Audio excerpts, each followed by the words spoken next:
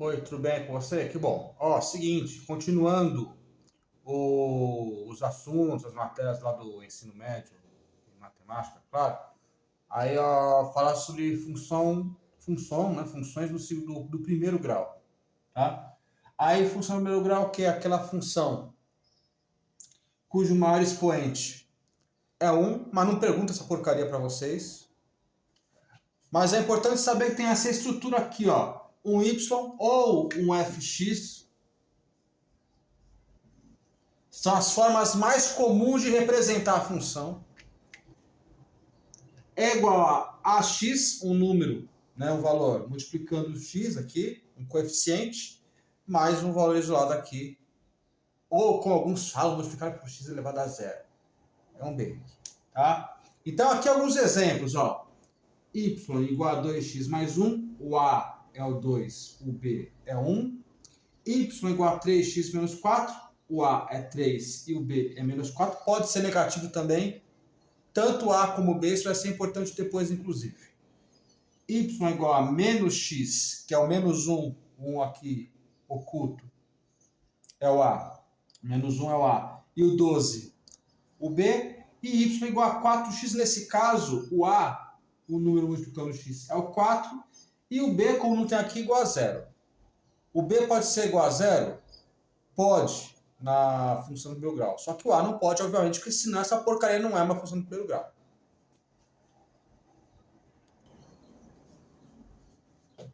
Ó, continuando. Vamos fazer de forma rápida aqui um gráfico. Gráfico de uma função do primeiro grau, para mostrar mais ou menos como é que funciona. Aí, alguns conselhos. Se você não quer seguir, não segue, mas eu vou passar. Conselho. Primeiro, para formar o gráfico, formar uma tabela com valores de x e y. Seguinte, os valores de x você escolhe. Os valores de y você calcula a partir dos valores que você escolheu para x, com algumas recomendações que eu vou passar para você depois. Segundo, já falei, na verdade, né, calcular o y a partir de x. Cada valor de x vai ter um valor de y, a gente vai ver, dependendo da função. E terceiro, formar os pontos no plano cartesiano. Eixo x, horizontal, abscissa, e eixo y, vertical, ordenado. Ó, então a primeira coisa, formar a tabela XY aqui, ó. Usando como exemplo essa função, y igual a 3 vezes x, 3x é 3 vezes x, mais 2. XY. Tá meio... Melhorou um pouco.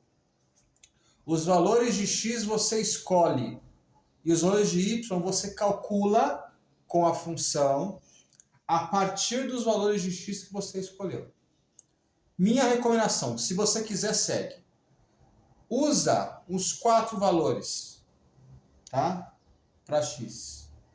Um número negativo, o 0 como referência, e 2 valores positivos. Isso é o que normalmente eu faço. Se você quiser seguir, segue aí.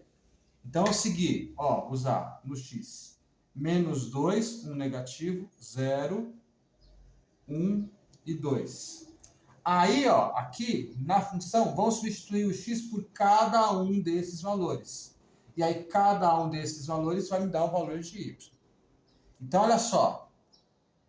Y igual a 3x mais 2. Qual é o primeiro valor de x? Menos 2. Então, vai ficar 3 vezes menos 2 mais 2. 3 vezes menos 2, menos 6. Mais 2, cuidado. Menos 6, eu devo 6, mais 2, eu ganhei 2 e paguei parte da minha dívida, vai ficar menos 4. Aqui. Agora, qual é o próximo valor do x? É 0. Y é igual a 3x mais 2. Eu gosto de repetir, se não quiser não repete. Então, em vez de 3 vezes x, 3 vezes 0.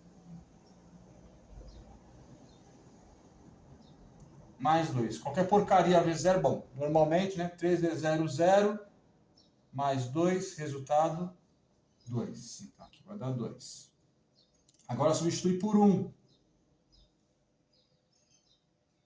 Substitui por 1. Em vez de 3 vezes x 3 vezes 1 mais 2. 3 vezes 1, 3. Mais 2, 5. 5.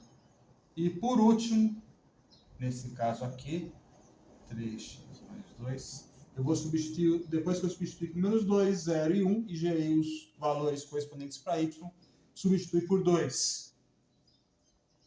3 vezes 2, mais 2.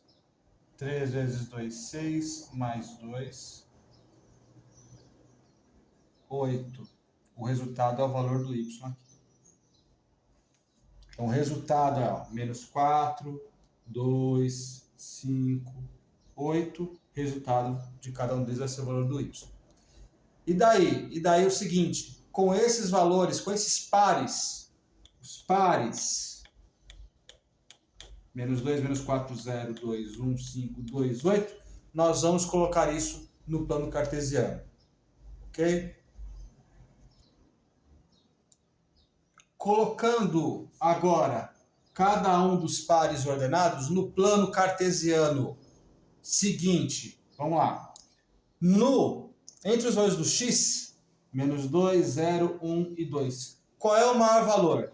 O 2, esse que nós vamos usar para construir o gráfico. Olha só por quê. O x, os números do x ficam no eixo vertical. O eixo x é o eixo vertical. O maior é o 2. Para a direita, valores positivos. Para a esquerda, valores negativos. Então, 2 aqui na ponta. O 0 sempre no meio. Entre o 0 e o 2, quem fica no meio aqui? Ó, 1. E agora vamos fazer os mesmos valores, só que no lado direito, negativo, né? Menos 2, menos 1. Para o y a mesma coisa, só que o y é o eixo vertical das ordenadas.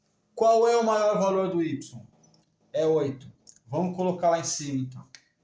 Para cima, valores positivos. Para baixo, valores negativos. 8. Entre 0 e 8, quem está exatamente na metade? O 4. Para cima, os valores positivos. Para baixo, os valores negativos, os mesmos, né? Só que negativos, né? Poxa. Então, menos 4 e na ponta lá embaixo, menos 8. Ok? Ó, fazendo os pares. Primeiro par, menos 2 e menos 4. No eixo x, o menos 2, onde está? Está aqui. No eixo y, cadê o menos 4? Está aqui. Vamos juntar os dois.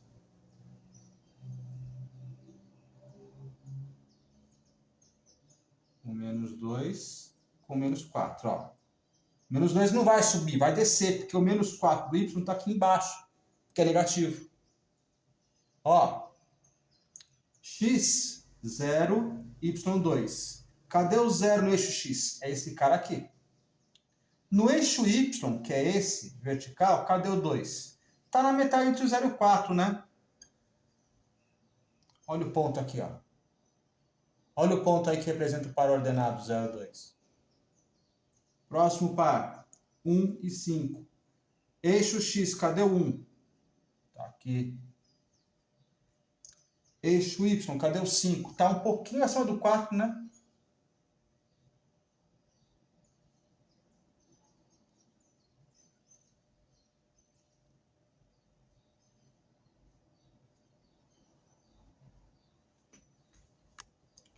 Ok? E por último, 2 e 8. O x igual a 2 e y igual a 8. Cadê o 2 no eixo x, horizontal? Esse aqui. Cadê o 8 no eixo vertical? Está aqui em cima. Vamos unir esses dois caras.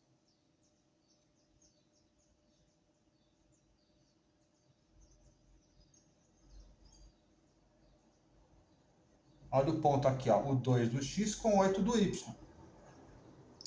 Meio batalha naval, manjo? E daí? E daí que agora nós vamos unir os pontos. Olha só. Não está perfeito, porque foi meio no olhômetro. Então, não está totalmente proporcional.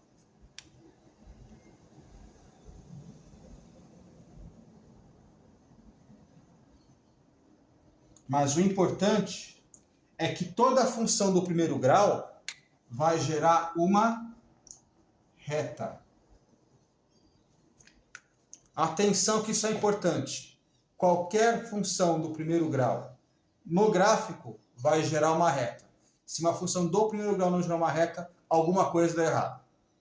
Função do primeiro grau, y igual a x mais b, sempre tem que gerar uma reta. Seja crescente ou seja decrescente. Só que isso é assunto para depois. Tá?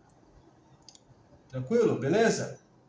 Por que é importante? Algumas grandezas, elas se desenvolvem de forma como um gráfico de função de primeiro grau. Algumas questões de economia, questões da natureza, fenômenos físicos, fenômenos químicos. Por isso que é importante, que a gente usa bastante aí na análise de fenômenos do dia a dia. Depois a gente continua.